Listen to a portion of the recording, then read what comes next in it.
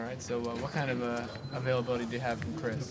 He's not going tonight. So who do you start? You start the same guys as last game? No, we'll go Tyler and Vaughn. We'll start those two.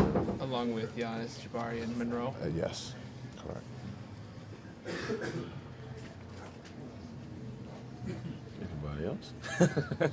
I asked my questions earlier. Well, the last time that you guys played the Celtics, Monroe had a big game, and you spent a lot of time going into him. With the matchups that he got. That's something you're planning on doing again today. Yeah, we're gonna. Our strength is in the paint, and so if we can get, the Celtics aren't just gonna let us get to the paint, but we gotta get Moose to touch the ball early and often, and we gotta be aggressive, but we also gotta knock some perimeter shots down. And then we got to take care of the ball.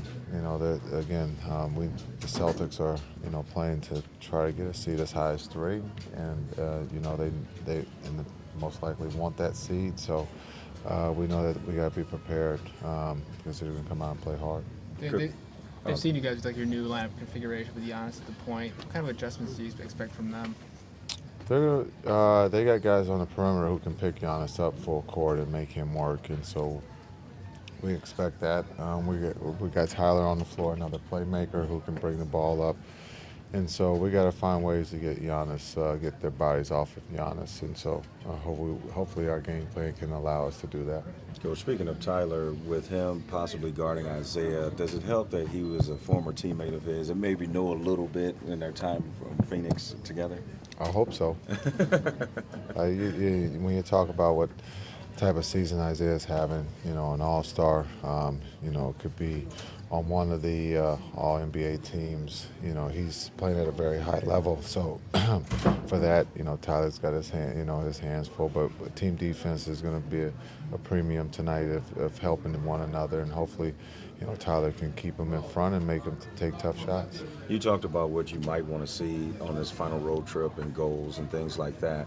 But is this just another test, playing in a hostile environment, a team that has something to still play for, and I'm sure the intensity would be up? Yeah, for us, we're playing for something too. We're a young team, and we got to learn how to win. And we have 4 games left, and understanding it's hard to win on the road, and the good teams can. So, for our young players, we have to learn how to do that. And so, this is an important game for them, but also for us, for our process of getting better, and understanding that everybody in that locker room has something that they're playing for, and not just pride, but also the business side of basketball, because we do have a lot of free agents. So understand that you got to put your best foot forward and give your best effort, and hopefully we can find our way, in this game to try to find a way to win.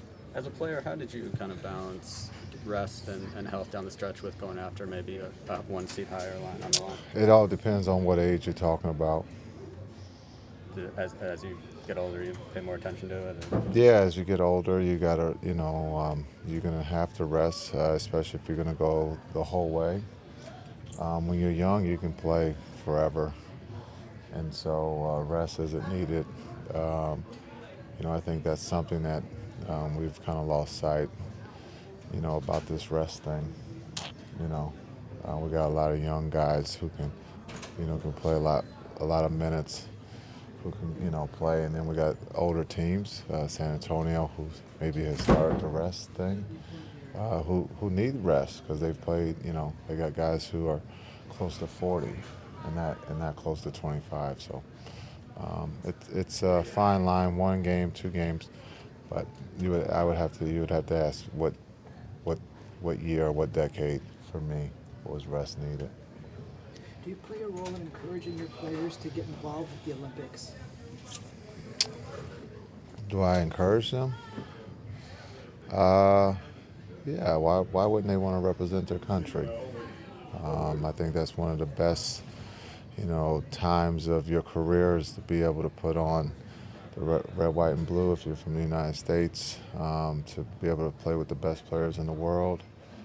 So yeah, you should represent your country if you have that opportunity. Giannis, you've seen him now almost 2 years. What comes to mind? Can he be one of those once-in-a-generation players, given his physical skills and what he's able to do? Well, right now I think there's only one 6'11" point guard, you know. But you have, they come in all shapes and sizes now. Much taller, faster, stronger. You know, LeBron, Harden. You know, and not the word dominate doesn't mean that they're selfish, but they start the offense. You know, the game has changed. You see a lot more threes. But for Giannis, he can change the game, and if he's not already, change the Milwaukie Bucks. You know, the way that he's playing right now. And just, being 6'11" and his sight line is different than most point guards. So, it's actually kind of fun to watch, and it's fun to see him go through the process of growing and getting better each time he takes the floor. Do you being obviously a point guard help his development? Do you see things? I mean, it's got to be the process. I'm here to help him. I'm not here to, hold him back or see him, fail. There's going to be games he's going to have a bad game. And so now, how do we digest that? What went wrong? How do we fix it so that he can put in his memory bank of like how they played him, and that's going to be, teams with, I don't want to say smaller lineups, but that's just the way basketball's going right now. They're going to pick him up and try to wear him down. And so he's got to understand how to offset that. And that's probably the next process, the next step for him. Is it encouraging for you to see Jabari and Giannis taking more three-pointers over the last few games? Yeah, because we tried the 90s basketball, wasn't working. The process of Jabari and Giannis is, we didn't have them shoot threes last year, and we found a way to win, and we were successful. The game is changing quickly, and the three-pointer has become more important than the layup. So you got to look at those guys shooting. They're going to continue to shoot more threes. We're encouraging that, and I think you can see they're comfortable shooting it. Over the summer, do you want to see Giannis start dribbling kind of lower to the ground and playing lower to the ground as a ball handler? No.